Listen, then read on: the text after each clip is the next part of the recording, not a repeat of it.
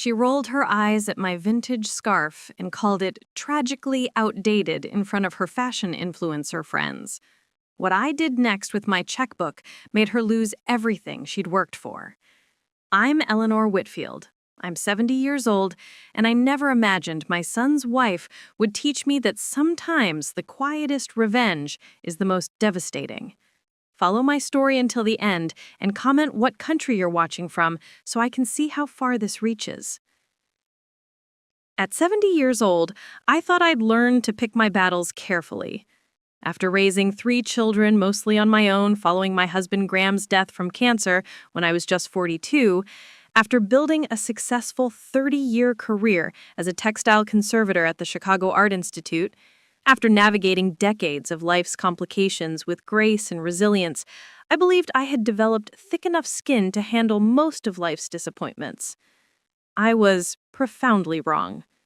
Standing in my son Marcus's penthouse apartment in the Gold Coast neighborhood that Saturday afternoon in late September, watching his wife Veronica laugh with her fashion blogger friends while they openly mocked the silk scarf I was wearing, I felt something fundamental crack inside my chest. Not just hurt or embarrassment, but a deep, bone-level realization that I had been tolerating systematic disrespect for far too long, making excuses for behavior that had crossed every reasonable boundary. "Eleanor, darling," Veronica said, her voice dripping with false sweetness as she gestured toward my neck with one perfectly manicured hand. "That scarf, is it vintage?" The way she pronounced the word vintage made it sound like a communicable disease, something to be quarantined and avoided at all costs. "It was my grandmother's," I said quietly, my fingers instinctively touching the delicate peacock blue silk that had been carefully preserved in my family for 3 generations. She brought it back from Paris in 1952, from a small boutique near the Place Vendôme. It's actually quite rare. Veronica exchanged meaningful glances with her friends, 3 impossibly thin women in their early 30s who all seemed to be wearing identical expressions of barely concealed amusement mixed with pity. They were gathered in Marcus's sprawling living room for what Veronica had described in her text invitation as a casual Saturday brunch. Though nothing about the elaborate spread of imported French cheeses, Belgian chocolate croissants, and Dom Perignon champagne seemed remotely casual to me. The apartment itself was a monument to excess. Floor-to-ceiling windows overlooking Lake Michigan, designer furniture that looked uncomfortable but undoubtedly cost a fortune, and abstract art on the walls that I privately thought looked like something my grandson could have created with finger paints, but which Marcus had proudly told me cost more than my yearly salary. "How quaint," one of the friends said. Her name was Sienna Blackwood, and she ran a fashion Instagram account called @SiennaStyle with over 2.3 million followers. She was wearing what appeared to be a strategically ripped t-shirt that probably cost more than my mortgage payment. There's definitely a museum quality to it, very preserved specimen. The others laughed, in that particular way wealthy people do when they want to seem spontaneous, but have actually calculated the social impact of their amusement. I saw Veronica's lips twitch with barely suppressed satisfaction, like a puppeteer pleased with how well her marionettes were performing. "Eleanor collects old things," Veronica explained to her friends, as if I weren't standing directly in front of them, as if I were a curious artifact being discussed, rather than a living, breathing human being with feelings. "I was a textile conservator," I corrected as gently as I could, trying to keep my voice steady. "I specialized in preserving and restoring historical fabrics and garments. I worked on pieces dating back to the Renaissance. In fact, just last month I completed restoration work on a tapestry that—" "Exactly," Veronica interrupted, her voice rising just enough to make it clear that my attempt to explain my life's work was boring her. She rolled her eyes in that particular way that made me feel about 2 inches tall, a gesture she'd perfected over the 2 years I'd known her. Old fabrics, ancient, dusty things, which is precisely why she insists on wearing items that should honestly be in a climate-controlled display case behind glass, not on an actual human body walking around Chicago in 2024. It's like she's allergic to the present moment. Her friends giggled again, and I felt heat rising in my cheeks.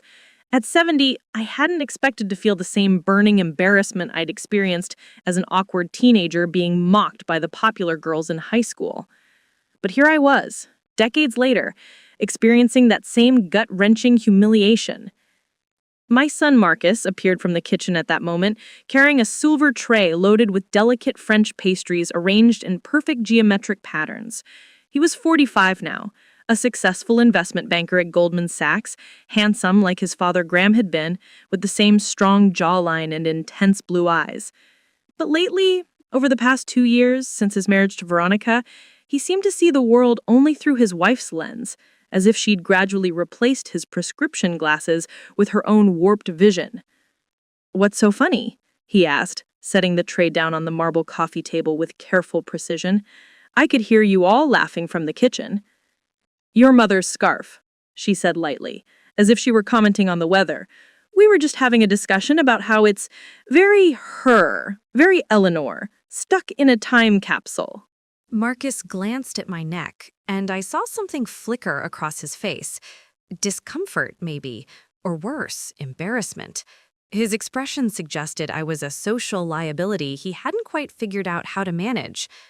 "Mom," he said carefully, using the same tone he probably employed when explaining complex financial concepts to difficult clients. "Maybe you could, Veronica's friends are all in the fashion industry.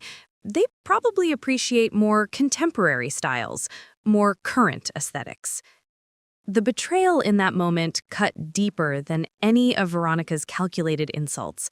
This was my son, my firstborn child, the baby I had rocked to sleep through countless difficult nights after his father died, the boy I had worked 2 jobs to put through Northwestern University, sacrificing my own comfort and any chance at a social life to ensure he had every opportunity.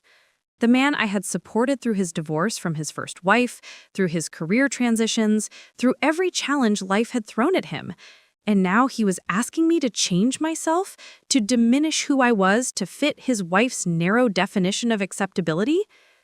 "I think I'll keep it on, thank you," I said, surprised by how steady my voice sounded when everything inside me felt like it was collapsing. "My grandmother gave this to my mother, and my mother gave it to me. It means something. It has history." Veronica's smile tightened, her perfectly applied lipstick stretching into something that resembled a smile but contained no actual warmth. "Of course, it's absolutely your choice to look dated and out of touch. We live in a free country. You do you, Eleanor."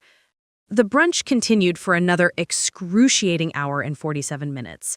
I know because I kept glancing at my watch, counting down the minutes until I could politely excuse myself and escape this gilded cage of judgment and condescension. Every time I attempted to contribute to the conversation, Veronica found a way to undermine me with surgical precision. When I mentioned my upcoming exhibition at the Art Institute featuring restored Renaissance tapestries that represented 3 years of painstaking work, she yawned openly, making no effort to cover her mouth, and said, "That sounds absolutely riveting," in a tone that suggested it was anything but. When I tried to engage her friends in conversation about their work, asking Sienna about the business model behind fashion influencing because I was genuinely curious about this new economy, Veronica redirected the discussion away from me as if my questions were contaminating the intellectual atmosphere of the room. Eleanor doesn't really understand social media. She still uses Facebook like it's 2010. It's honestly adorable, in a kind of sad way. Another friend, a woman named Tasha Monroe, who ran a YouTube channel about luxury fashion, leaned forward with mock sympathy. "Do you even have Instagram, Eleanor?" "I do, actually," I said, though I rarely posted anything. "I follow several textile conservation accounts and historical fashion pages." This prompted another round of laughter, as if my interest in the history and craftsmanship of clothing was somehow ridiculous compared to their interest in whatever designer had just released an overpriced handbag. But the final humiliation, the moment that would replay in my mind for days afterward, came as I was gathering my coat and purse, preparing to leave this hostile environment.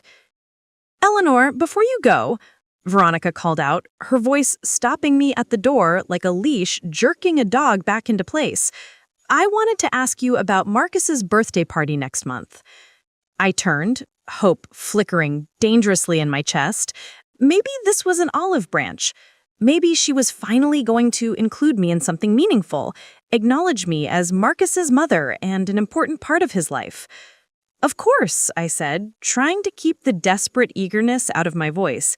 "I'd love to help plan it. I could make that chocolate cake Marcus loves, the one his father used to request every year, or I could—" Veronica's laugh cut through my words like a knife through silk. "Oh, no, no, no. I'm planning everything. I have an event coordinator, a caterer from New York, a specific vision. I was just going to suggest, very gently, because I care about you, that maybe you could dress appropriately for once. We're having the party at the Vermilion Club downtown, and the dress code is extremely specific. Very modern, very chic, very fashion-forward. Nothing too—" She gestured vaguely at my entire person, her hand waving as if trying to dispel an unpleasant odor. "Museum-y. Nothing that screams, 'I peaked in 1985. Does that make sense?" Her friends were watching with barely concealed delight, like spectators at a particularly entertaining sporting event, waiting to see how I would respond to this very public mortification. My hands were trembling as I gripped my purse. "I'll wear whatever I think is appropriate, Veronica." "That's exactly what I'm afraid of," she muttered, just loud enough for everyone in the room to hear clearly. "That's literally the problem. Your judgment about what's appropriate is stuck somewhere in the Carter administration."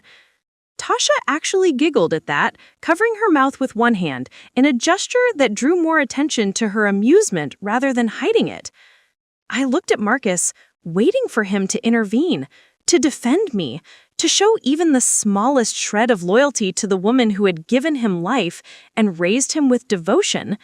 He was standing by the window now, staring out at the lake, his jaw tight. He'd heard everything. He knew exactly what was happening. But he said nothing. I left without saying goodbye to anyone. Marcus didn't follow me out. Veronica didn't apologize. Her friends didn't suddenly realize they'd been cruel. I simply left, closing the door quietly behind me, and stood in the hallway of that expensive building for a full minute, trying to compose myself before walking to the elevator. On the 40-minute drive home to my brownstone in the Lincoln Park neighborhood, I kept replaying the afternoon in my mind like a film stuck on repeat. This wasn't the first time Veronica had been dismissive or openly cruel to me, but it was the first time she'd done it so publicly, so deliberately, with such calculated viciousness, and with my own son watching silently, complicit in his refusal to defend me. Over the past 2 years, since Marcus had married Veronica Chan Harrison, she'd hyphenated her maiden name to sound more sophisticated, she'd told me once, I'd watched her gradually push me to the margins of my son's life with the strategic precision of a military campaign. Holidays had become difficult because I didn't understand her vision for how celebrations should be orchestrated. She wanted everything Instagram perfect, with color-coordinated decorations and artfully arranged food that looked beautiful but tasted mediocre. My traditional Christmas dinner with my grandmother's recipes was deemed too heavy and old-fashioned. Family dinners had dwindled from weekly to monthly to almost never because my cooking was too traditional and not aligned with their clean eating lifestyle. Never mind that I'd been cooking healthy, balanced meals for decades, while Veronica seemed to survive on green juice and whatever was trendy that week. My grandson, 2-year-old Sebastian, was increasingly kept from me. Veronica had decided that my old-fashioned views weren't aligned with their modern parenting philosophy. I wasn't allowed to give him candy or let him watch cartoons or do any of the normal things grandmothers had done for generations because Veronica had read some article about optimal child development and decided traditional grandparenting was harmful. I'd told myself repeatedly that it would get better, that Veronica was just young, she was 33, and ambitious, and would eventually mature and soften, that Marcus would eventually find his spine and stand up for me, that if I just stayed quiet and accommodating and didn't make waves, eventually I'd earn Veronica's respect and affection. But today had shattered that illusion completely. There would be no earning her respect. She didn't want a relationship with me. She wanted me erased, made invisible, pushed so far to the margins that I effectively ceased to exist in their lives. When I got home, I took off my grandmother's scarf with trembling fingers and held it up to the afternoon light streaming through my study window. The silk was still perfect after all these decades. The deep peacock blue still vibrant, the hand-rolled edges still intact. It was beautiful, elegant, timeless, a piece of craftsmanship from an era when things were made to last, made with care and attention to detail. Just like I had apparently become in Veronica's eyes, a relic from another era, outdated and irrelevant, something to be tolerated at best and mocked at worst. I was sitting in my study, still holding the scarf, fighting back tears of humiliation and rage, when my phone rang. Marcus's name appeared on the screen. I considered not answering, but some stubborn part of me hoped he was calling to apologize, to explain that he'd been in shock during the brunch and was now horrified by how his wife had treated me. "Mom, about earlier," he started, his voice carrying that particular tone of uncomfortable obligation. "Veronica didn't mean anything by it. You know how she is. She's just passionate about fashion. It's her whole world. You can't take everything so personally.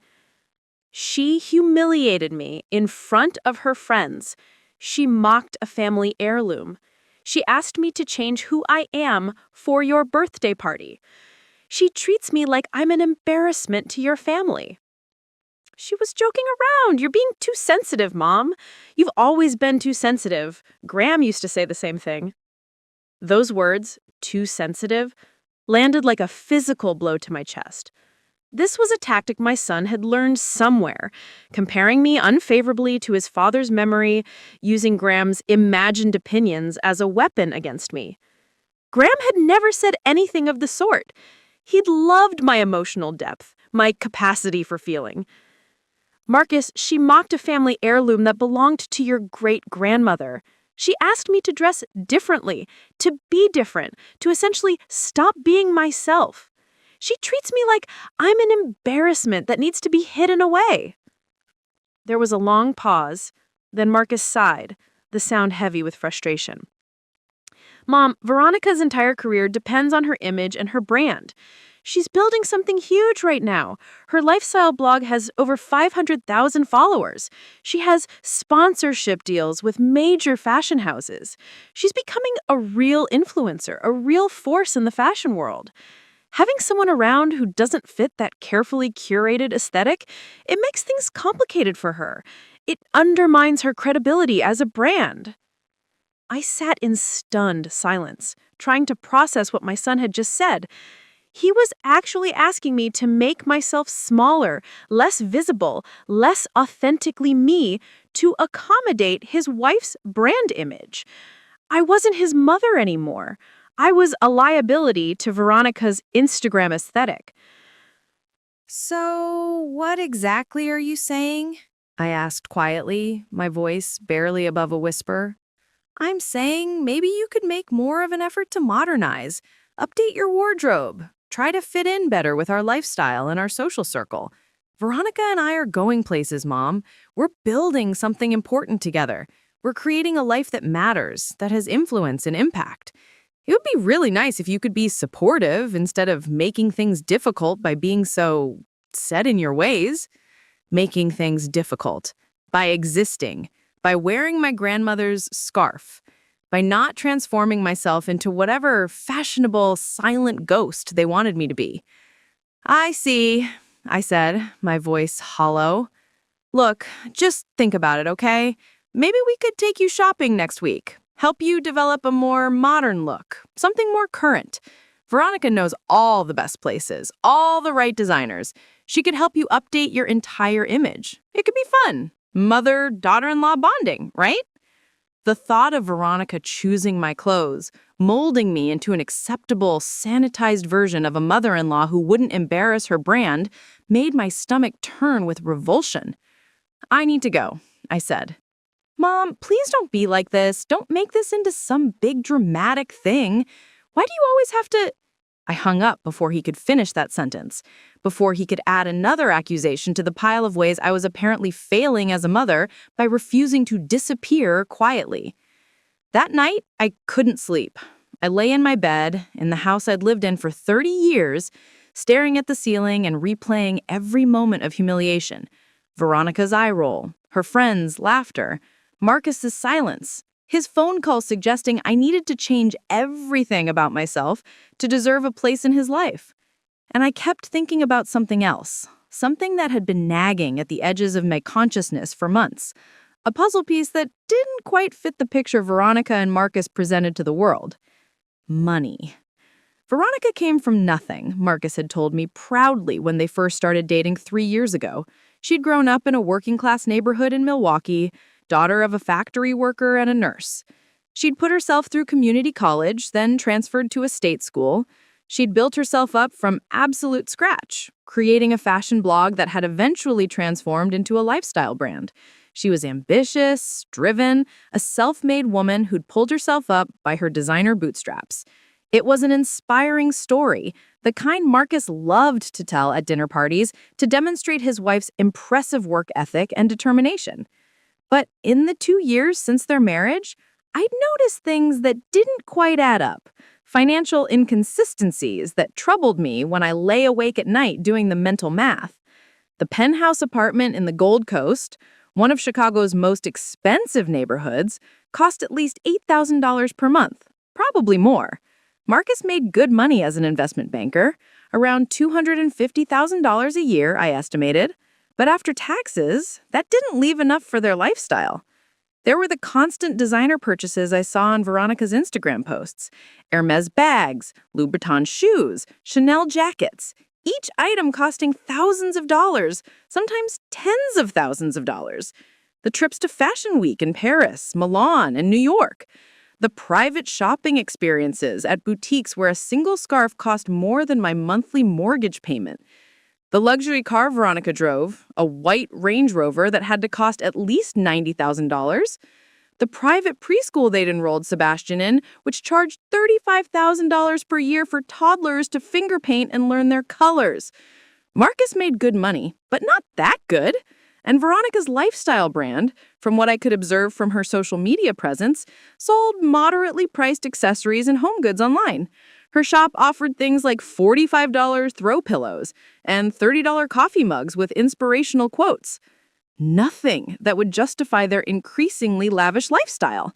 Where was all the money coming from? I got out of bed at 2:47 a.m., unable to sleep with these questions circling in my mind like vultures. I went to my study, opened my laptop, and started doing what I'd spent 30 years doing professionally. Careful, detailed research and investigation.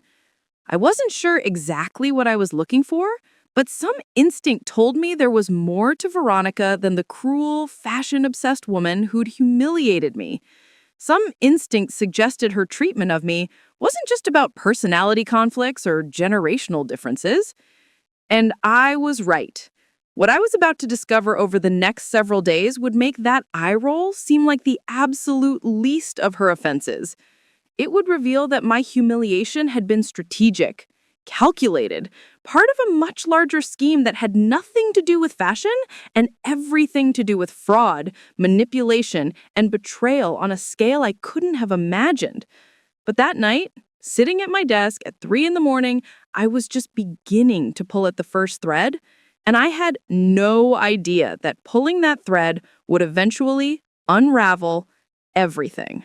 The first 3 days after that humiliating brunch passed in a fog of sleepless nights and obsessive research. I couldn't stop replaying Veronica's eye roll, her friends' cruel laughter, Marcus's silent complicity. But more than the emotional wound, something else gnawed at me.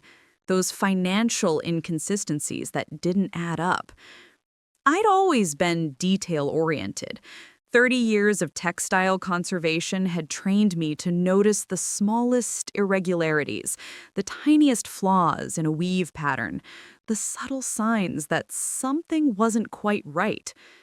That same instinct was now screaming at me about Veronica's lifestyle. On Monday morning, I made myself a pot of strong coffee and settled into my study with my laptop. If I was going to understand what was really happening, I needed to approach this systematically, the way I would approach restoring a damaged historical garment, carefully, methodically, documenting everything. I started with Veronica's social media presence. Her Instagram account, @VeronicaLuxLife, had 547,000 followers. I scrolled through months of posts, taking screenshots and making notes in a leather journal I kept for this purpose. The posts followed a predictable pattern. Photos of Veronica in designer outfits, always perfectly styled, always in expensive locations. The captions were filled with lifestyle advice, fashion tips, and links to her online shop, Lux Life Essentials, where she sold home decor items and accessories. But as I dug deeper, things started to seem off. Her engagement rates were strange. Posts would have thousands of likes, but oddly generic comments. So beautiful. Love this. Goals. The same phrases repeated by different accounts, many of which appeared to be bots or fake profiles with no real content of their own. I found a website that analyzed Instagram accounts for fake followers. I entered Veronica's handle and waited. The results made my stomach clench. According to the analysis, approximately 60% of her followers were fake or inactive accounts. Her real following was closer to 220,000. Still respectable, but not the 500,000 she claimed. This was my first concrete discovery. Veronica was inflating her follower count to appear more influential than she actually was. But why? What was the purpose of this deception? I moved on to her online shop. Lux Life Essentials had a professional-looking website with photos of throw pillows, decorative trays, coffee mugs, and candles, all branded with Veronica's signature aesthetic of blush pink and gold. The prices were moderate. $45 for a pillow, $38 for a candle, $30 for a mug. I spent 2 hours clicking through the site, examining product descriptions, reading customer reviews. The reviews troubled me. They all sounded similar, using the same phrases and superlatives. Absolutely divine, changed my life, worth every penny. Very few mentioned specific details about the products themselves. I created a spreadsheet and started calculating. Even if Veronica sold 100 items per month, at an average price of $40, and even if she kept 50% as profit, which would be unusually high, that would only generate about $2,000 per month, nowhere near enough to fund her lifestyle. Then I remembered something. Marcus had mentioned once, casually, over dinner about 6 months ago, that Veronica had secured several brand partnerships and sponsorship deals. At the time, I'd been happy for her, thinking she was succeeding in her chosen field. Now I wondered what those partnerships actually entailed. I spent the next several hours searching for any mention of Veronica in fashion industry publications, press releases, or brand announcements. I found almost nothing. No major brands listed her as a sponsored influencer. No fashion houses mentioned her in their marketing materials. No press releases announced partnerships with Lux Life Essentials. What I did find, buried in a small business journal from Milwaukee, was an article from 18 months ago titled, "Local Woman Launches Lifestyle Brand with Angel Investment." The article was short, barely 3 paragraphs, But one sentence jumped out at me. Veronica Chen Harrison credits her success to an initial investment of $150,000 from a private investor who wishes to remain anonymous. $150,000. That was substantial seed money for what was essentially a blog and a small e-commerce site. Who had given her that money? And why did they want to remain anonymous? I made a note in my journal. Find the investor. By Tuesday afternoon, I'd compiled a disturbing picture. Veronica's business appeared to be more smoke and mirrors than substance. Fake followers, suspicious reviews, no legitimate brand partnerships, and a mysterious anonymous investor who had provided a large sum of money. But I still didn't understand how this connected to the lavish lifestyle she and Marcus were living. The penthouse, the cars, the designer clothes, the expensive preschool. Where was that money actually coming from? That's when I remembered something else Marcus had mentioned months ago. He'd been complaining about paperwork, saying something about how Veronica had asked him to sign some documents for tax purposes related to her business. I hadn't thought much about it at the time, but now it troubled me. What kind of documents? What tax purposes? I picked up my phone and called my friend Patricia Mendoza, who'd been my colleague at the Art Institute for 20 years before retiring last year. Patricia's daughter, Carmen, was a forensic accountant specializing in white-collar crime investigations. "Eleanor," Patricia answered warmly, "how are you? I've been meaning to call you about the exhibition next month." "I'm well, thank you. Actually, I was hoping I could ask Carmen for some advice, professional advice. Is she available? Is everything all right? You sound stressed." I hesitated, then decided honesty was best. I'm having some concerns about my daughter-in-law's business, some financial things that don't add up. I thought Carmen might be able to help me understand what I'm looking at. Patricia's voice became more serious. "Of course. Let me give you her number.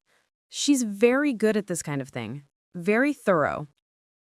20 minutes later, I was on the phone with Carmen Mendoza, explaining what I'd discovered so far. She listened without interrupting, occasionally making small sounds of acknowledgement. "Mrs. Whitfield," Carmen said when I'd finished, "what you're describing raises several red flags.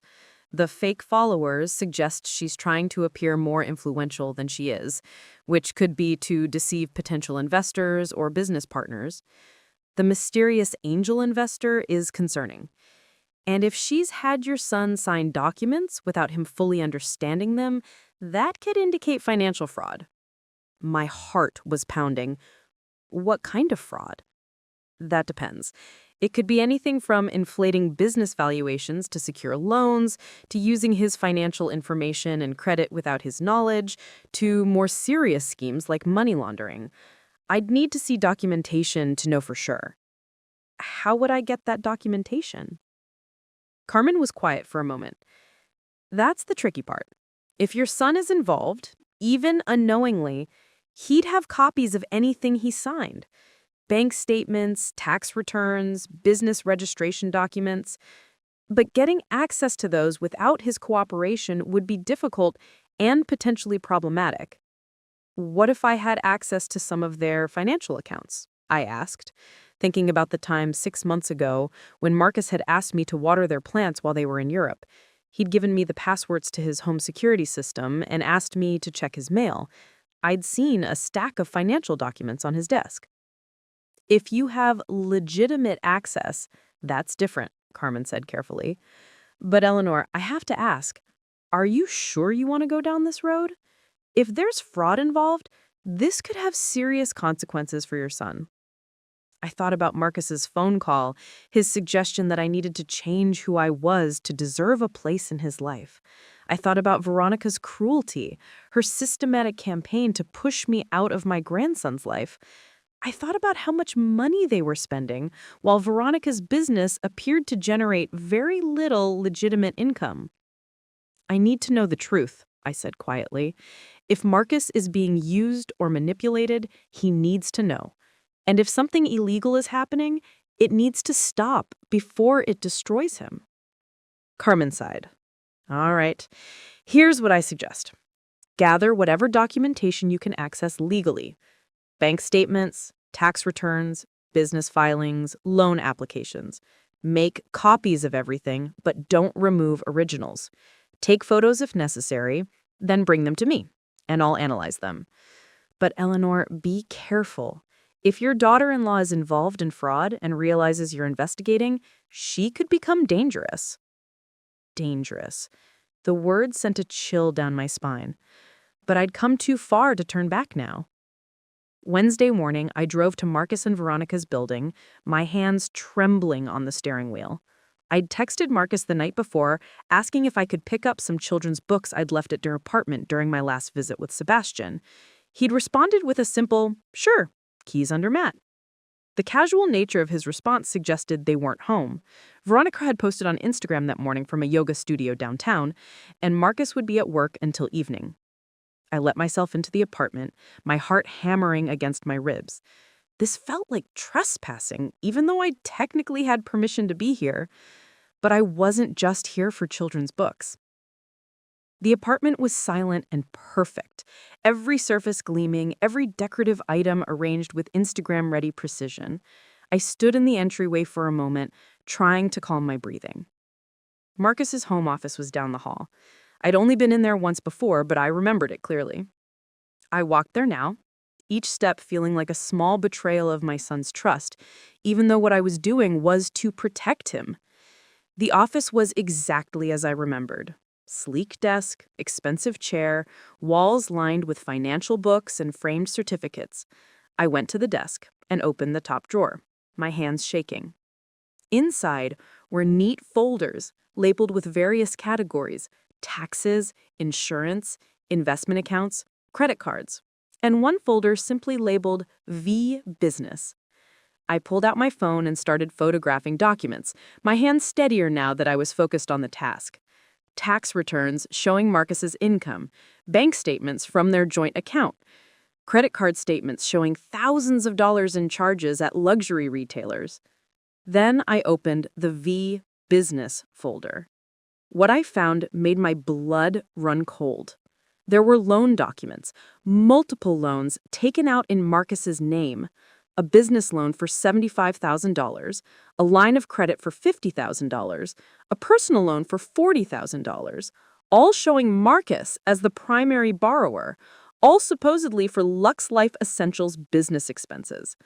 I photographed every page, my mind racing. Marcus had taken out $165,000 in loans for Veronica's business? That, combined with the mysterious $150,000 angel investment, meant someone had poured $315,000 into a company that appeared to generate minimal revenue. But that wasn't the most disturbing discovery. At the bottom of the folder was a document titled Operating Agreement Lux Life Essentials LLC. I scanned through it, my conservation training helping me parse the legal language. According to this document, Marcus owned 49% of Lux Life Essentials. He was listed as co-founder and managing partner. His name was on everything: the business registration, the bank accounts, the tax filings. But I'd never heard him mention being co-owner of Veronica's business. He'd always referred to it as Veronica's company or her lifestyle brand. Why would he own nearly half of it and never mention that fact? I kept photographing documents, a sick feeling growing in my stomach. There were invoices for business expenses that seemed excessive. $15,000 for marketing consulting, $22,000 for brand development, $8,000 for social media management, all paid to companies I'd never heard of. I pulled out my phone's browser and searched for one of the companies listed, Apex Marketing Solutions. The search returned no results. The company didn't appear to exist. I tried another, Morrison Brand Consultants. Nothing. No website, no business registration, no online presence at all. These were fake companies. Veronica was creating false invoices and paying money to entities that didn't exist. But where was that money actually going? I spent another hour in Marcus's office, photographing everything I could find. Bank statements showing large transfers to unknown accounts. Credit card statements with charges at stores I didn't recognize. Business documents that made less sense the more I read them. Finally, tucked in the back of the bottom drawer, I found something that made everything click into place. It was a bank statement for an account I didn't recognize. Lakeside Holdings, LLC. The statement showed a balance of $287,000. And there, in the list of deposits, were transfers that exactly matched the amounts on the fake invoices. $15,000 from Lux Life Essentials, marked Marketing Consulting. $22,000 from Lux Life Essentials, marked Brand Development. $8,000 from Lux Life Essentials, marked Social Media Management. All paid to companies I'd never heard of. Veronica was creating fake business expenses, transferring money out of the company Marcus co-owned, and depositing it into a secret account under a different LLC that she controls. She was essentially stealing from her own business, a business that Marcus was legally responsible for and financially invested in. But there was more. The account showed other deposits, too. Regular transfers of $5,000 to $8,000 marked only as investment returns. Where were those coming from? I photographed the statement, my mind reeling. This wasn't just a struggling business with inflated follower counts. This was systematic fraud. Veronica had made Marcus a legal co-owner of her company, taken out massive loans in his name and creditworthiness, and then was funneling money into secret accounts through fake business expenses. My son was either complicit in fraud or being used as an unwitting accomplice. Either way, his career, his reputation, and possibly his freedom were at risk. I heard a sound from the hallway, the elevator dinging. Panic flooded through me. I quickly closed all the drawers, grabbed my phone, and hurried out of the office. I made it to the living room just as I heard keys in the door. The door opened and Veronica walked in, yoga mat under her arm, wearing expensive workout clothes and designer sunglasses. She stopped when she saw me, her expression shifting from surprise to suspicion.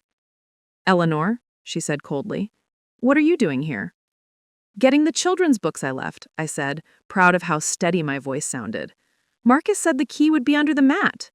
She looked around the apartment, as if checking whether anything was out of place. Her eyes lingered on the hallway that led to Marcus's office. "Did you find your books?" Yes," I lied. "They were in Sebastian's room. I was just leaving." Veronica stepped aside, but her eyes never left me. "In the future, maybe text first before you come by. We value our privacy." "Of course," I said, walking past her, to the door. I could feel her watching me, calculating, wondering if I'd seen or done anything I shouldn't have.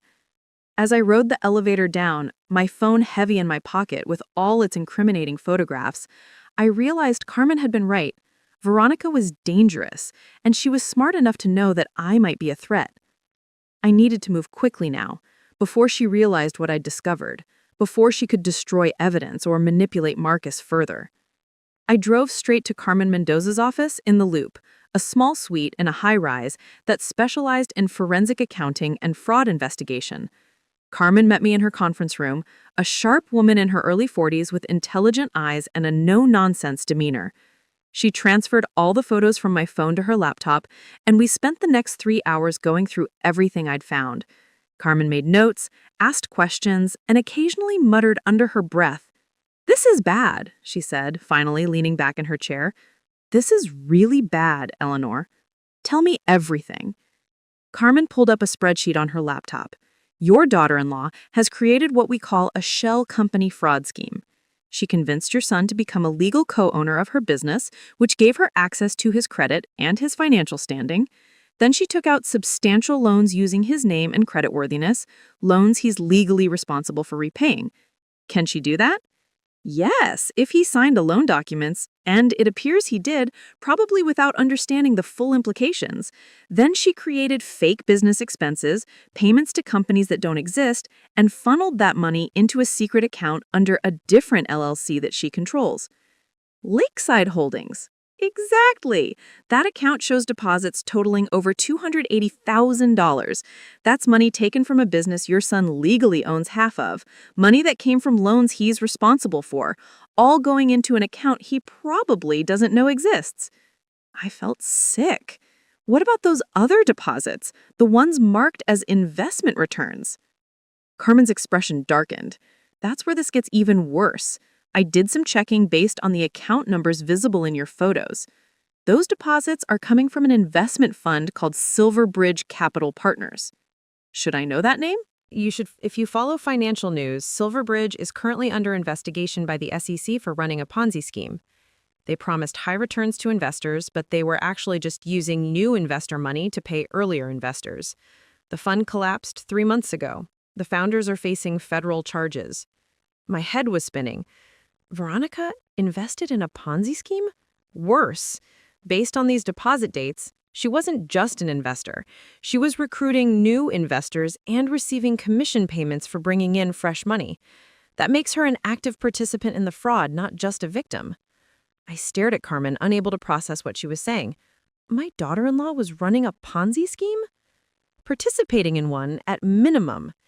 And here's the real problem, Eleanor. If your son's name is on any of the business documents connected to these transactions, if he signed anything that was used to solicit investments or move money through the scheme, he could be legally liable too. The government doesn't care if he didn't know what was happening. If his signature is on the documents, he's involved. I thought about Marcus, my successful, respected son who worked at one of the most prestigious investment banks in Chicago. If he were connected to a Ponzi scheme, even unknowingly, his career would be destroyed. He could face criminal charges. He could lose everything. What do we do? I asked. Carmen closed her laptop. We have 2 choices. We can go to the FBI with what we've found and let them investigate. That would protect your son from being seen as complicit. He becomes a witness rather than a suspect. But it also means Veronica gets arrested and prosecuted, which will be traumatic for your family and especially for your grandson. And the other choice? We confront her privately. We show her what we know, make it clear that we have evidence of multiple crimes, and give her an ultimatum. She returns the money, dissolves the business, pays back the loans, and disappears from your son's life. If she refuses, we go to the FBI. I thought about Sebastian, my 2-year-old grandson, growing up with a mother in federal prison, visiting her behind glass if Veronica was allowed visitors at all. The shame, the stigma, the psychological damage. How much time do I have to decide? Not much. Once the FBI finishes investigating Silverbridge, they'll start tracking down everyone involved. If Veronica's name is in their files, agents could show up at your son's door any day now. If we're going to protect Marcus, we need to act fast. I left Carmen's office as the sun was setting over Lake Michigan, my mind a whirlwind of thoughts and fears. I'd gone looking for answers about Veronica's inflated lifestyle and her cruel treatment of me. What I'd found was so much worse, a web of fraud that could destroy my son's life. But I'd also found something else. Leverage. Veronica had humiliated me, dismissed me, treated me like garbage because she thought I was powerless. She thought I was just a foolish old woman with outdated clothes and irrelevant opinions, someone who could be pushed aside without consequence. She was about to learn how wrong she was. That night, I sat in my study with all the evidence spread across my desk. Photos of fraudulent loan documents, proof of fake business expenses, bank statements showing secret accounts, evidence connecting Veronica to a Ponzi scheme that was now under federal investigation. And I made my decision. Tomorrow, I would confront her. But not alone. I needed insurance, protection, a guarantee that she couldn't hurt Marcus or Sebastian or me. I picked up my phone and made a call I never thought I'd make. FBI Chicago Field Office, how may I direct your call? I need to speak to someone in the white-collar crime division. I have information about someone who participated in the Silverbridge Capital Partners fraud, someone who is still actively hiding stolen money. As I waited to be transferred, I looked at my grandmother's scarf, now hanging on my wall in a protective frame. Beautiful, elegant, timeless. Veronica had rolled her eyes at it, called it outdated and irrelevant. She'd rolled her eyes at the wrong woman's scarf. The FBI agent assigned to my case was named Special Agent Rebecca Torres, a woman in her late 30s with sharp eyes and an economy of movement that suggested military training. We met in a nondescript office building in downtown Chicago, in a room with beige walls and government-issue furniture that looked like it hadn't been updated since 1995. Mrs. Whitfield, Andit Torres said, settling into her chair across from me. You said on the phone you have information about Silverbridge Capital Partners. Before we proceed, I need to verify some things. How did you come to have this information? I'd rehearsed this conversation in my mind all night. My son is married to a woman named Veronica Chen Harrison.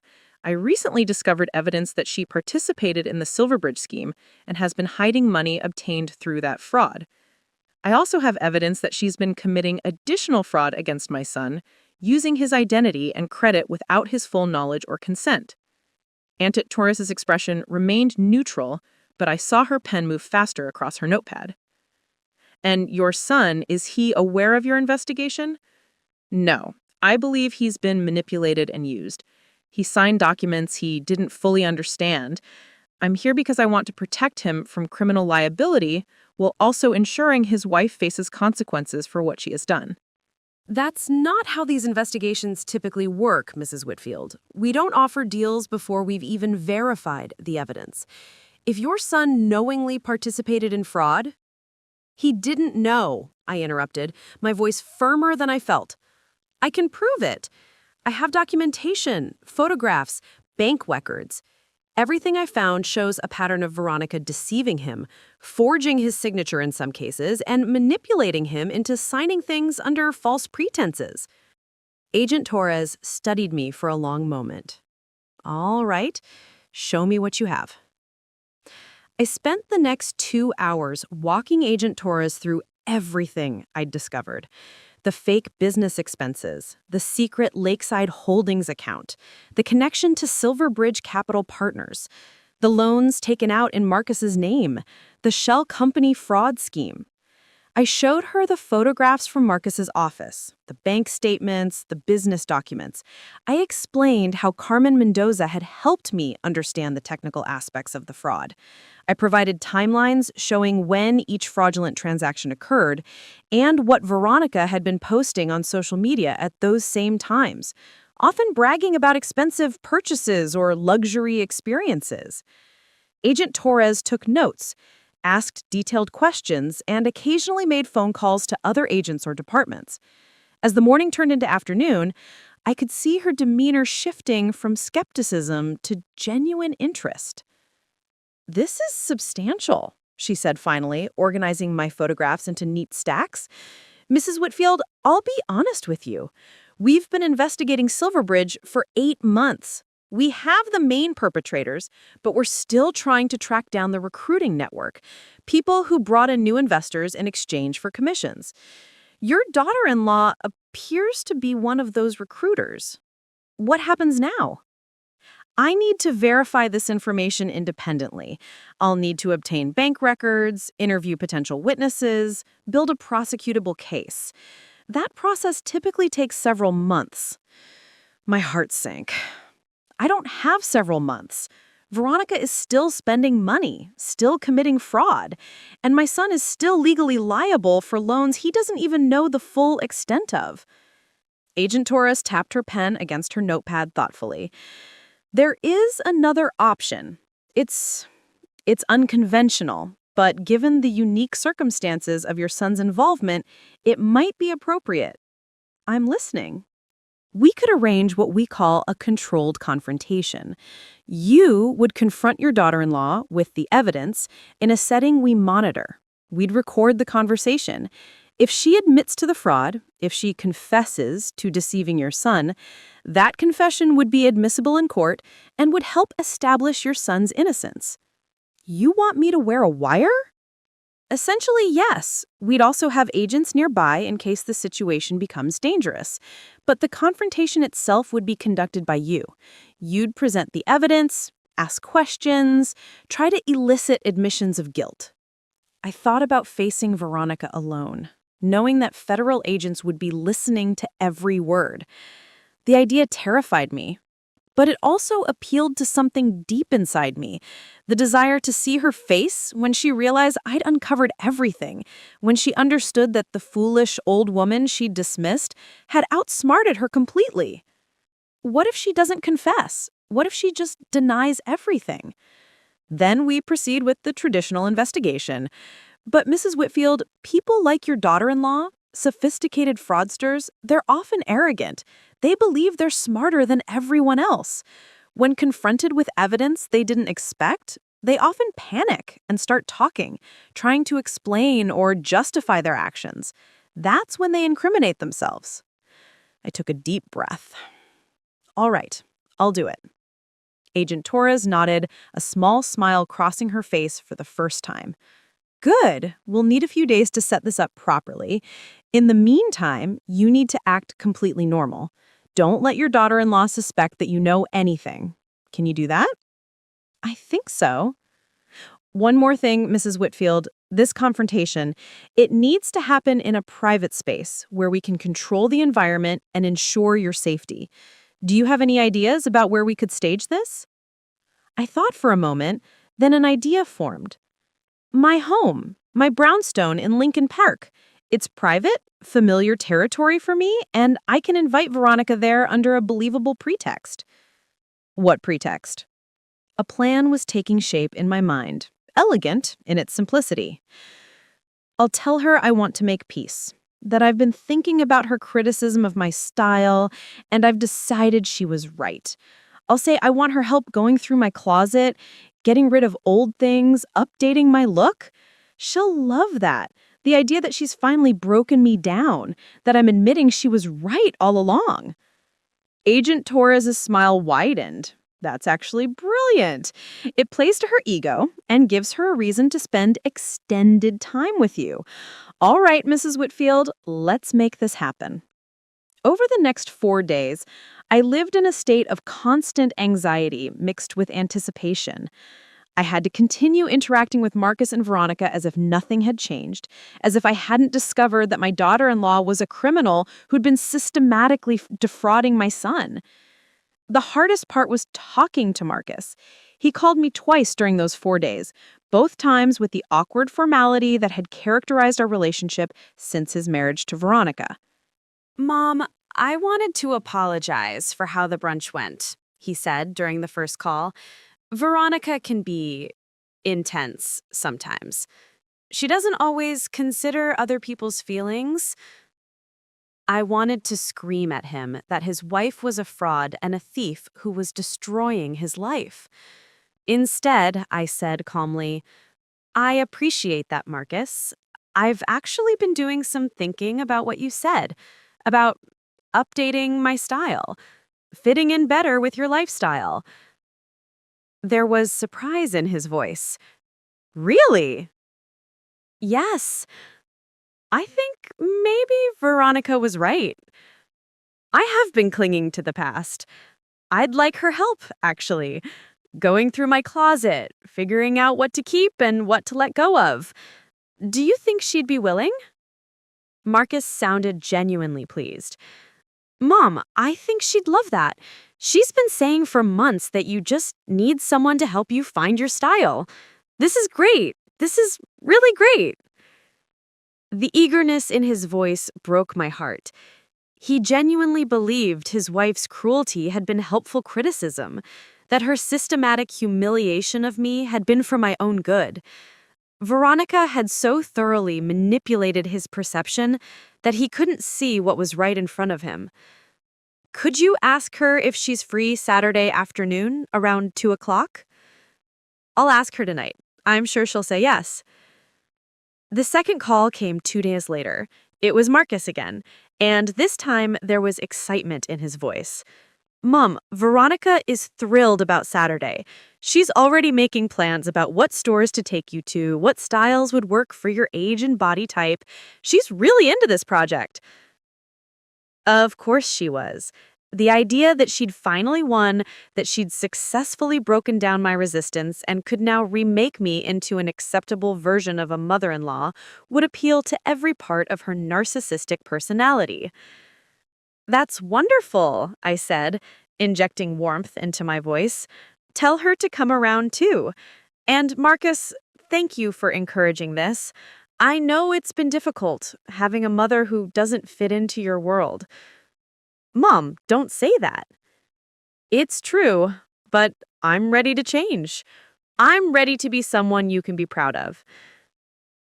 After I hung up, I sat in silence for a long time, feeling the weight of those words. I'd raised Marcus to be confident and successful, but somewhere along the way, I'd also taught him that other people's comfort mattered more than standing up for what was right, that keeping peace was more important than defending the people you loved. That was my failure as a mother, and now I was going to fix it. Friday afternoon, Agent Torres and her team came to my brownstone to set up the surveillance equipment. They were remarkably efficient, installing tiny cameras in my living room and study, placing microphones in strategic locations, testing everything multiple times. "The video quality is excellent," Agent Torres said, showing me the feed on her laptop. "We'll have a van parked 2 houses down with agents monitoring everything in real time. You'll have a panic button in your pocket, just a small device that looks like a car key fob. If you feel unsafe at any point, press it, and we'll be inside in less than 30 seconds. I held the device, feeling its weight. What should I say to her? How do I get her to confess? Agent Torres sat down across from me, her expression serious. "Start with the evidence that's least damaging. The fake followers, the inflated business metrics. Let her try to explain those away. Then gradually escalate to the more serious charges. The fake business expenses, the secret account, the Ponzi scheme connections. With each revelation, she'll get more desperate, more likely to start talking in an attempt to control the narrative." What if she tries to leave? Don't physically stop her. Just keep presenting evidence. Keep asking questions. The goal is to get her talking about the fraud, admitting to deceiving your son. If she leaves before confessing to anything significant, we'll still have everything you've discovered. But a recorded confession makes prosecution much easier and helps establish your son's innocence definitively. That evening, I barely slept. I kept rehearsing the confrontation in my mind, imagining different scenarios, different ways Veronica might react. Would she deny everything? Become violent? Try to manipulate me one final time? By Saturday morning, I felt like I'd run a marathon without leaving my bed. I made coffee with shaking hands, dressed carefully in one of my older outfits, the kind Veronica would expect to mock and replace, and waited. Agent Torres called at noon. "We're in position. The surveillance is active. Remember, Mrs. Whitfield, you're in control of this conversation. Take your time, be patient, and stay safe." At 1:55 p.m., my doorbell rang. I opened the door to find Veronica standing on my porch, dressed in designer jeans and a cashmere sweater that probably cost more than my monthly utility bill. She was carrying a large designer tote bag and wearing oversized sunglasses despite the overcast Chicago afternoon. "Eleanor," she said, her voice carrying that familiar mix of condescension and false friendliness, "I'm glad you finally came to your senses about this. Marcus told me you were ready to make some changes." "Come in," I said, stepping aside. Veronica walked into my home, her eyes immediately scanning the space with the critical assessment of someone looking for flaws. I could practically see her mentally cataloging everything that was outdated or unfashionable. "Your home is very you," she said, which I understood was not a compliment. "Very stuck in time. We should probably talk about updating your interior design too, not just your wardrobe." "Let's start with the closet," I suggested, leading her toward my bedroom. I have decades of clothing that probably needs to go. But instead of turning toward my bedroom, I walked into my study and sat down at my desk. Veronica followed, confusion crossing her face. "Eleanor, I thought we were going to work on your closet." "We are," I said calmly, opening my laptop. "But first, I wanted to show you something. I've been doing some research." Veronica's expression shifted slightly, a flicker of wariness crossing her features. Research? About fashion? About lifestyle brands? About what makes an influencer successful? I turned the laptop toward her, showing her the analysis of her Instagram account. The report indicated that 60% of her followers were fake. Veronica stared at the screen for a moment, then laughed, a brittle, sharp sound. Eleanor, what is this? Some kind of social media audit? I don't know what you think you've found, but I found that you've been lying about your following, that you've purchased fake followers to make yourself seem more influential than you are, that your engagement rates are artificially inflated, that most of your online presence is an elaborate deception. Her face flushed. Who do you think you are, investigating me? This is insane. I'm leaving. She turned toward the door, but I continued speaking, my voice steady and calm. I also found the mysterious $150,000 angel investment, the one from an anonymous donor. Except it wasn't really an investment, was it, Veronica? It was commission payment from Silverbridge Capital Partners, payment for recruiting new investors into their Ponzi scheme. Veronica froze, her back still turned to me. And I found the loans, the $165,000 loans taken out in Marcus's name, for your business. Loans he's legally responsible for. Loans he probably didn't fully understand when you convinced him to sign for them. She turned around slowly, her face now pale, her eyes calculating. You've been going through Marcus's private documents? That's illegal. I had his permission to be in his home, and what I found there was evidence of multiple crimes. Fraud, identity theft, money laundering, participation in a Ponzi scheme that's currently under federal investigation. Veronica's hands were trembling now. She set down her designer bag and crossed her arms, trying to regain control of the situation.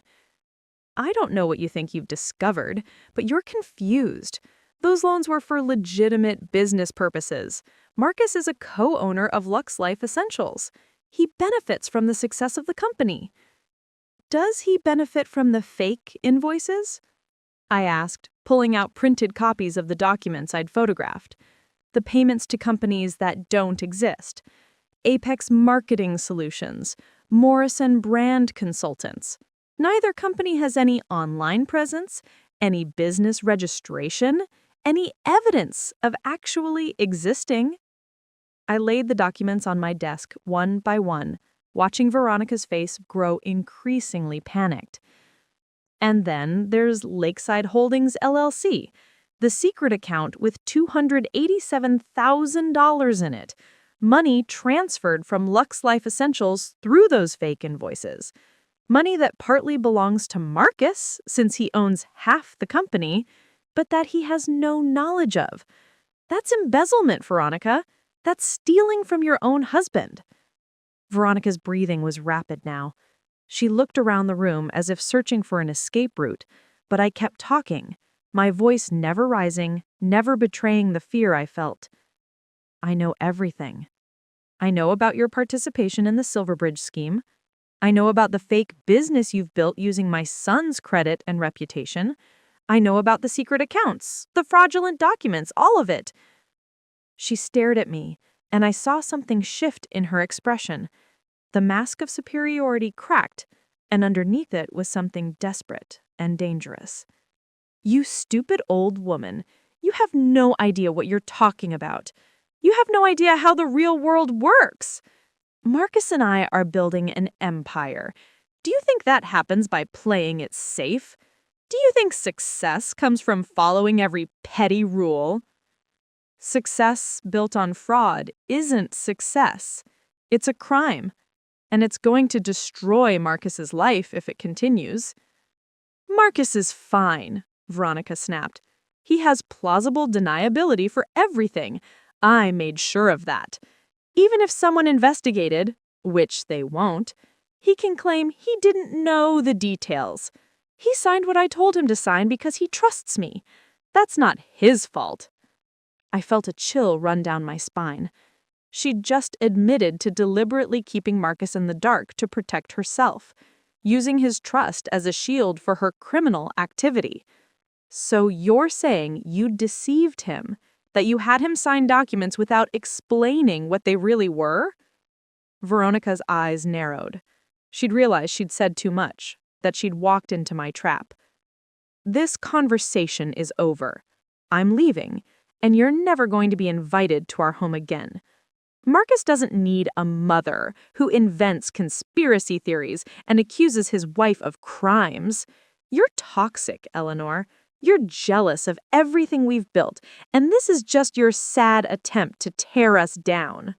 I'm not trying to tear anything down, I said, standing up from my desk. I'm trying to save my son from the consequences of your fraud. Because when the FBI finishes investigating Silverbridge Capital Partners, and they will, they're going to track down every person who participated in that scheme, including you. Veronica's face went white. The FBI? They're very interested in people who recruited investors for Silverbridge, people who received commission payments, people who are still hiding money obtained through that fraud. I paused, watching her process this information. People exactly like you, Veronica. She sank into the chair across from my desk, her designer sunglasses falling from her nerveless fingers. No, this can't be happening. It is happening. The only question is whether Marcus goes down with you or whether he's protected as an innocent victim of your manipulation. Veronica looked up at me, and for the first time since I'd met her, I saw genuine fear in her eyes. What do you want? This was the critical moment. Agent Torres had coached me on exactly what to say. I want you to tell me the truth. All of it. How you got involved with Silverbridge, how you deceived Marcus, how much money you've stolen. Everything. And I want it recorded. Recorded? She looked around the room wildly, suddenly paranoid. You're recording this? Every word, I confirmed. And federal agents are listening to every second of this conversation. So I suggest you start telling the truth because your only chance of avoiding serious prison time is cooperating now, before they arrest you. Veronica's hands covered her face. I heard a sound that might have been a sob or a laugh. It was hard to tell. When she looked up, her makeup was smeared, her carefully maintained facade completely shattered. How did you figure it out? She asked quietly. How did someone like you figure out something this complicated? Someone like me? I repeated. Someone old? Someone outdated? Someone who wears vintage scarves and doesn't understand modern life? She didn't answer, but I could see the acknowledgement in her eyes. You underestimated me, Veronica. You thought because I wasn't on Instagram, because I didn't wear designer clothes, because I valued history and tradition, that I was stupid, irrelevant, someone who could be dismissed and humiliated without consequence. I walked closer to where she sat, looking down at her crumpled, defeated posture. You rolled your eyes at my grandmother's scarf and called me tragically outdated. But that scarf represented skills you never bothered to develop. Patience, attention to detail, the ability to see what others miss. Veronica looked up at me, and in that moment, I saw complete understanding in her eyes. She finally realized exactly how badly she'd miscalculated. Tell me everything, I said again. Start from the beginning. Tell me how this started, and don't leave anything out. And slowly, her voice broken and defeated, Veronica Chen Harrison began to confess. Veronica sat slumped in the chair across from my desk, her designer clothes now rumpled, her perfect makeup streaked with tears.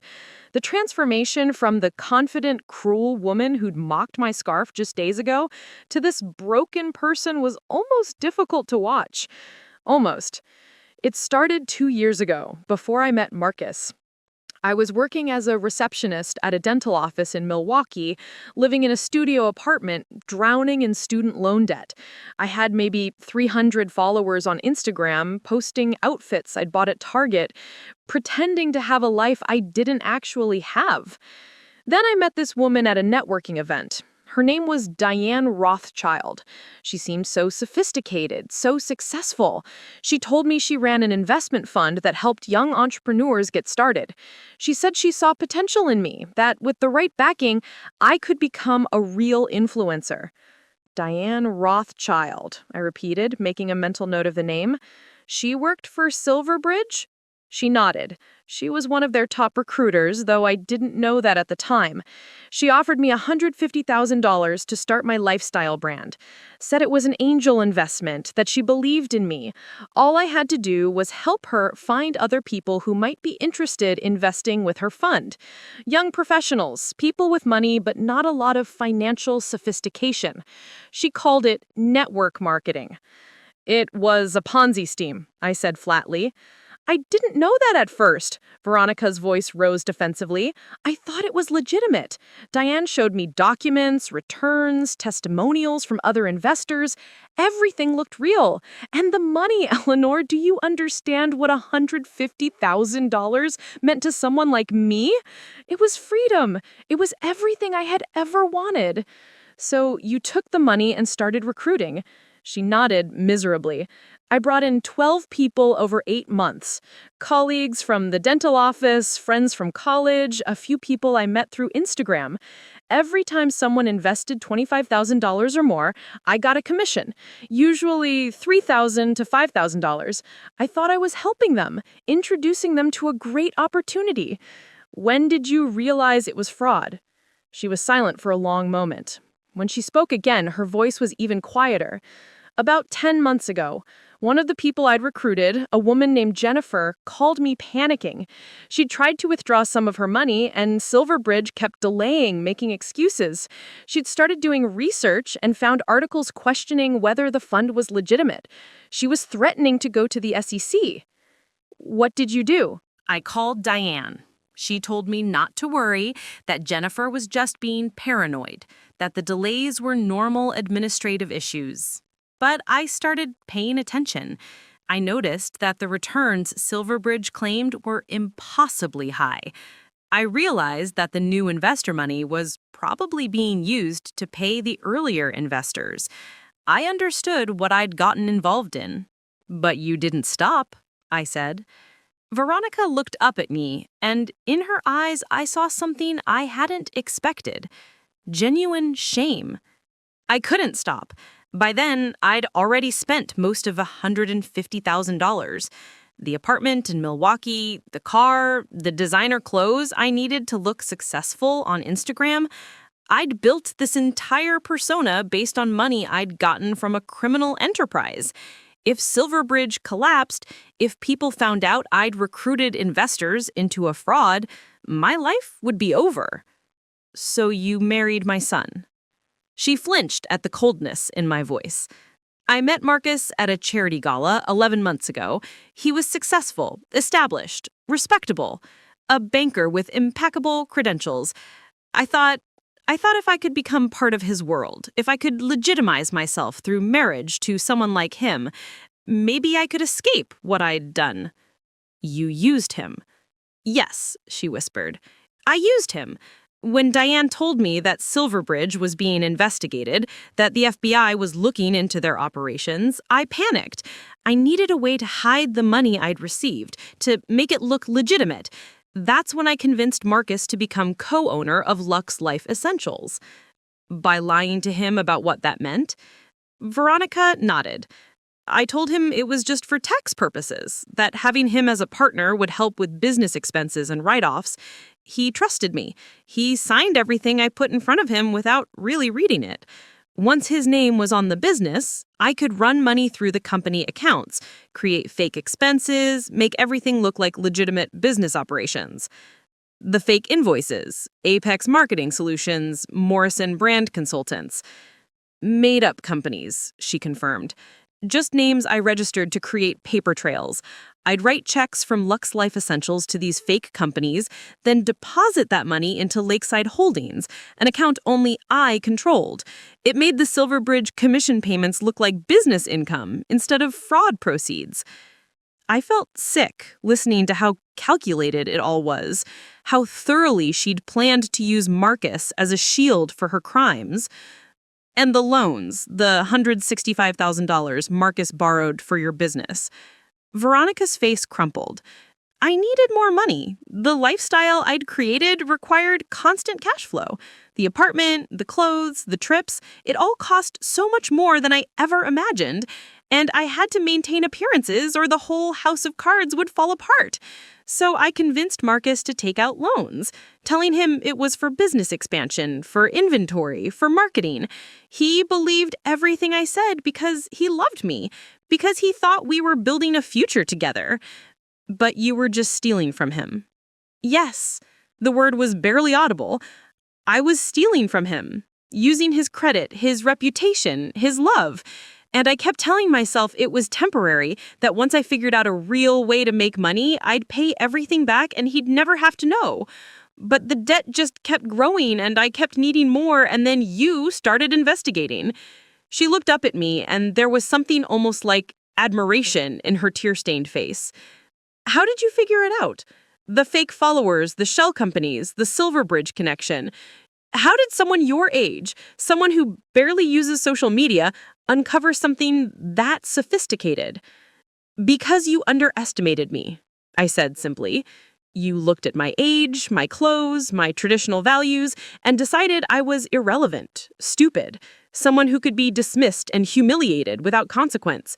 You never considered that a woman who spent 30 years authenticating historical artifacts might have extremely good investigative skills. Veronica let out a sound that was half laugh, half sob. I was so cruel to you. That brunch, the things I said about your scarf, the way I treated you, I did it deliberately, you know? I wanted you to feel small and powerless. I wanted Marcus to see you as an embarrassment, so he'd distance himself from you. Why? Because you asked too many questions, she said quietly. You noticed things, the expensive purchases, the inconsistencies in my stories. I could see you watching me, evaluating me. I thought if I could make Marcus see you as out of touch and irrelevant, he'd stop listening to anything I said about me. If you ever figured something out, he'd dismiss it as the paranoid delusions of a jealous mother. The calculated cruelty of it took my breath away. She hadn't just been randomly mean, she'd been systematically isolating me from my son as insurance against being exposed. What about Sebastian? Keeping my grandson away from me, was that part of the plan too? Veronica closed her eyes. Partly, but also, I didn't want him around you because you're a good person, Eleanor. You have values, principles, integrity. I didn't want him learning those things from you because they're the opposite of everything I'd become. I was afraid your influence might somehow expose him to the truth about who his mother really is. We sat in silence for a moment. Through the window, I could see dark clouds gathering over Lake Michigan, a storm rolling in. What happens now? Veronica asked finally. Are they going to arrest me? As if on cue, there was a knock at my front door. I stood and walked to answer it, Veronica following behind me like a prisoner walking to sentencing. Agent Torres stood on my porch with 2 other agents, all wearing FBI windbreakers. Her expression was professionally neutral, but I thought I saw approval in her eyes.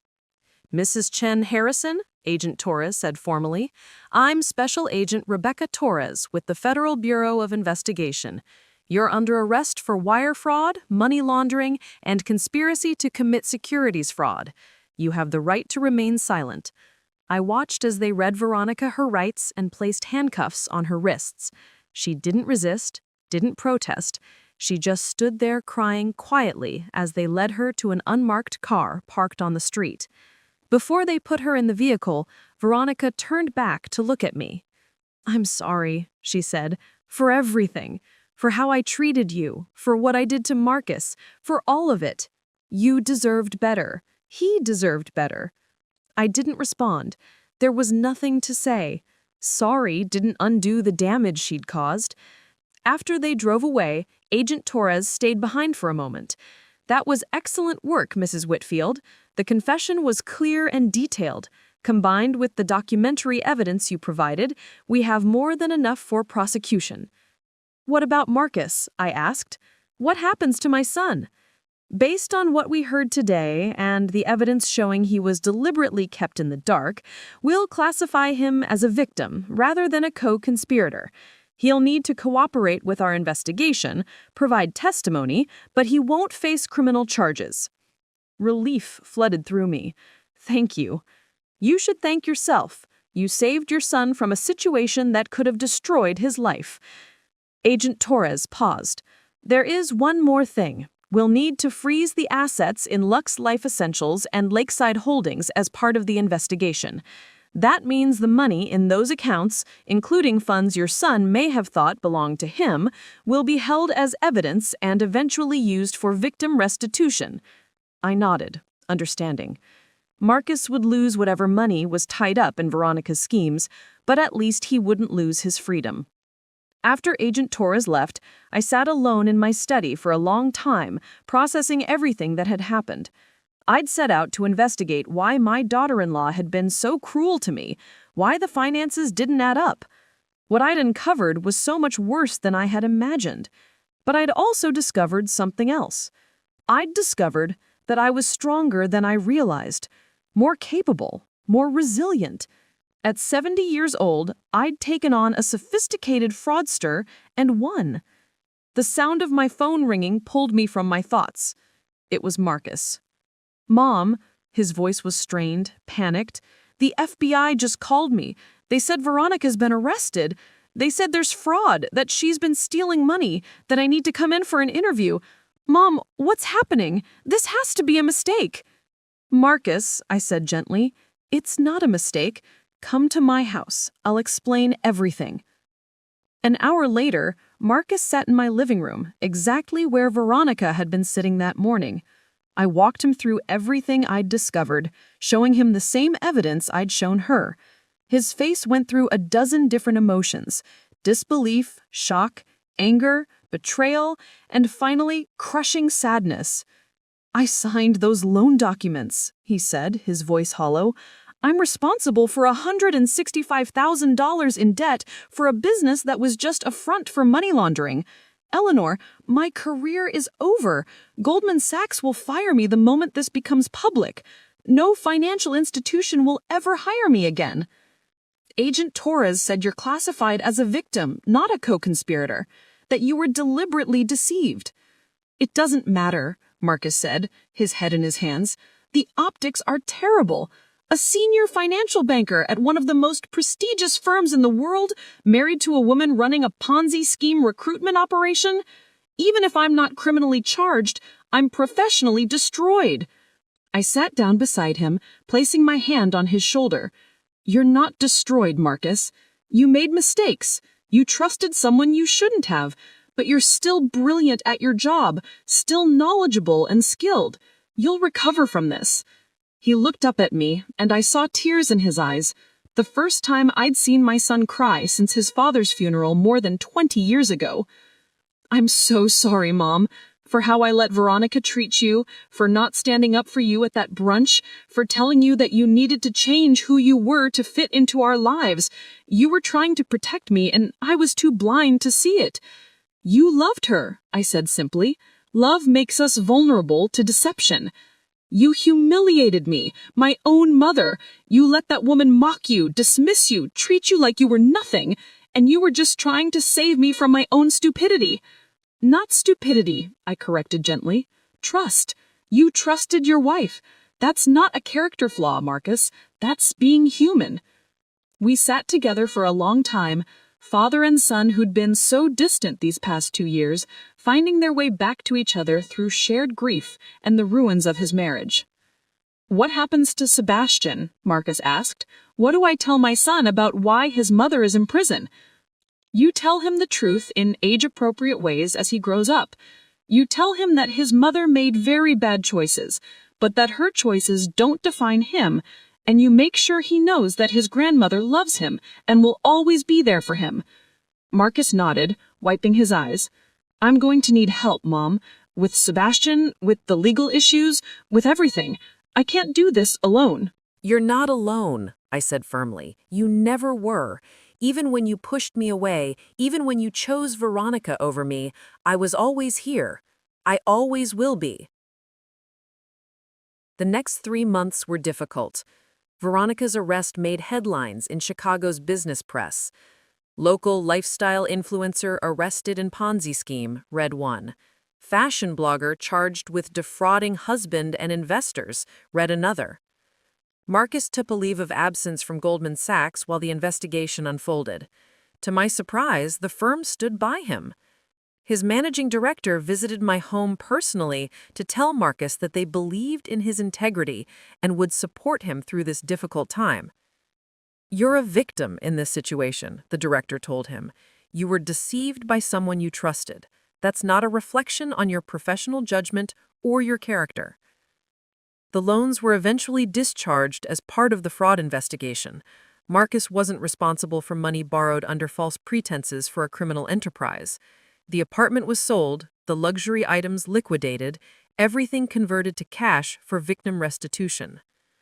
Veronica pleaded guilty to multiple federal charges in exchange for a reduced sentence. 12 years in federal prison, eligible for parole after 8. She would be 50 years old when released. Her son would be 14, and the life she'd built on lies and theft would be nothing but a painful memory. I attended her sentencing. She looked so much smaller in her orange prison jumpsuit than she had in her designer clothes. When the judge asked if she had anything to say, she stood and spoke directly to Marcus and me. "I know saying sorry isn't enough. I know I've destroyed lives, broken trust, caused pain that can never be fully repaired. But I want Marcus to know that despite everything, despite all the lies and manipulation, what I felt for him was real. He was the best thing in my life, and I destroyed that too. And Eleanor," she turned to look at me, "you showed me what real strength looks like. Not the fake confidence I projected on Instagram, but genuine courage and integrity. I wish I'd learned that lesson before it was too late." I didn't respond. There was nothing to say to someone who'd caused so much damage, no matter how sincere her remorse might be now. Marcus got primary custody of Sebastian. Veronica's parents, decent people from Milwaukee who were horrified by their daughter's crimes, moved to Chicago to help with childcare while Marcus returned to work. And slowly, painfully, we began rebuilding our family. 6 months after Veronica's arrest, I was sitting in my study when my phone rang. It was an unknown number with a New York area code. "Mrs. Whitfield, this is Jennifer Castellanos.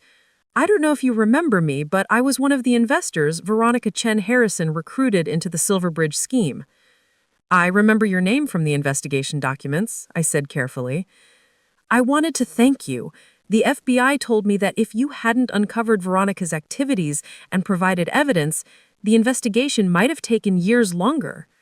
I lost $30,000 to that fraud, money I'd been saving for my daughter's college education. Because of you, there's a chance I might recover at least some of it." Her voice broke. "More importantly, you stopped Veronica from recruiting more victims. You saved people from going through what I went through. I just wanted you to know that what you did mattered. You made a real difference." After we hung up, I sat looking at my grandmother's scarf, now framed and hanging on my study wall. The scarf Veronica had mocked, had rolled her eyes at, had dismissed as tragically outdated. That scarf represented 3 generations of strong women in my family, women who valued craftsmanship, integrity, and standing up for what was right, even when it was difficult.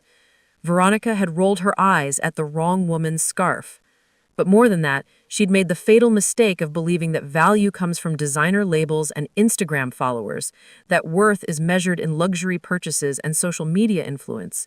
She thought my age and traditional values made me weak and irrelevant. She'd learned too late that real strength comes from different sources, from patience and attention to detail, from the willingness to investigate when something feels wrong, from the courage to stand up to someone powerful and expose their crimes, even when that person is married to your son. Marcus and Sebastian came over for dinner that evening, a weekly tradition we'd reestablished. Sebastian, now 3 years old, ran into my arms when I opened the door. "Grandma Eleanor," he shouted, hugging my legs. "I missed you." "I missed you too, sweetheart," I said, picking him up even though he was getting too big for me to carry easily. Over dinner, my traditional pot roast that Veronica had once called too heavy and old-fashioned, Marcus told me about his week at work, about the new project he was leading, about the promotion he'd been offered. "They made me senior vice president," he said, pride evident in his voice. "The managing director said my judgment and character were exactly what they valued in leadership, especially after how I handled the situation with Veronica." "I'm proud of you," I said, and I meant it. After dinner, while Sebastian played with blocks on my living room floor, Marcus and I stood in my study, looking at the framed scarf. "You're not alone," I said firmly. "You never were. Even when you pushed me away, even when you chose Veronica over me, I was always here. I always will be." The next 3 months were difficult. Veronica's arrest made headlines in Chicago's business press. Local lifestyle influencer arrested in Ponzi scheme, read one. Fashion blogger charged with defrauding husband and investors, read another. Marcus took a leave of absence from Goldman Sachs while the investigation unfolded. To my surprise, the firm stood by him. His managing director visited my home personally to tell Marcus that they believed in his integrity and would support him through this difficult time. "You're a victim in this situation," the director told him. "You were deceived by someone you trusted. That's not a reflection on your professional judgment or your character." The loans were eventually discharged as part of the fraud investigation. Marcus wasn't responsible for money borrowed under false pretenses for a criminal enterprise. The apartment was sold, the luxury items liquidated, everything converted to cash for victim restitution. Veronica pleaded guilty to multiple federal charges in exchange for a reduced sentence. 12 years in federal prison, eligible for parole after 8. She would be 50 years old when released. Her son would be 14, and the life she'd built on lies and theft would be nothing but a painful memory. I attended her sentencing. She looked so much smaller in her orange prison jumpsuit than she had in her designer clothes. When the judge asked if she had anything to say, she stood and spoke directly to Marcus and me. "I know saying sorry isn't enough. I know I've destroyed lives, broken trust, caused pain that can never be fully repaired. But I want Marcus to know that despite everything, despite all the lies and manipulation, what I felt for him was real. He was the best thing in my life, and I destroyed that too. And Eleanor," she turned to look at me, "you showed me what real strength looks like. Not the fake confidence I projected on Instagram, but genuine courage and integrity. I wish I'd learned that lesson before it was too late." I didn't respond. There was nothing to say to someone who'd caused so much damage, no matter how sincere her remorse might be now. Marcus got primary custody of Sebastian. Veronica's parents, decent people from Milwaukee who were horrified by their daughter's crimes, moved to Chicago to help with childcare while Marcus returned to work. And slowly, painfully, we began rebuilding our family. 6 months after Veronica's arrest, I was sitting in my study when my phone rang. It was an unknown number with a New York area code. "Mrs. Whitfield, this is Jennifer Castellanos. I don't know if you remember me, but I was one of the investors Veronica Chen Harrison recruited into the Silverbridge scheme." "I remember your name from the investigation documents," I said carefully. "I wanted to thank you. The FBI told me that if you hadn't uncovered Veronica's activities and provided evidence, the investigation might have taken years longer. I lost $30,000 to that fraud, money I'd been saving for my daughter's college education. Because of you, there's a chance I might recover at least some of it." Her voice broke. "More importantly, you stopped Veronica from recruiting more victims. You saved people from going through what I went through. I just wanted you to know that what you did mattered. You made a real difference." After we hung up, I sat looking at my grandmother's scarf, now framed and hanging on my study wall. The scarf Veronica had mocked, had rolled her eyes at, had dismissed as tragically outdated. That scarf represented 3 generations of strong women in my family, women who valued craftsmanship, integrity, and standing up for what was right, even when it was difficult. Veronica had rolled her eyes at the wrong woman's scarf. But more than that, she'd made the fatal mistake of believing that value comes from designer labels and Instagram followers, that worth is measured in luxury purchases and social media influence. She thought my age and traditional values made me weak and irrelevant. She'd learned too late that real strength comes from different sources, from patience and attention to detail, from the willingness to investigate when something feels wrong, from the courage to stand up to someone powerful and expose their crimes, even when that person is married to your son. Marcus and Sebastian came over for dinner that evening, a weekly tradition we'd reestablished. Sebastian, now 3 years old, ran into my arms when I opened the door. "Grandma Eleanor," he shouted, hugging my legs. "I missed you." "I missed you too, sweetheart," I said, picking him up even though he was getting too big for me to carry easily. Over dinner, my traditional pot roast that Veronica had once called too heavy and old-fashioned, Marcus told me about his week at work, about the new project he was leading, about the promotion he'd been offered. "They made me senior vice president," he said, pride evident in his voice. "The managing director said my judgment and character were exactly what they valued in leadership, especially after how I handled the situation with Veronica." "I'm proud of you," I said, and I meant it. After dinner, while Sebastian played with blocks on my living room floor, Marcus and I stood in my study, looking at the framed scarf.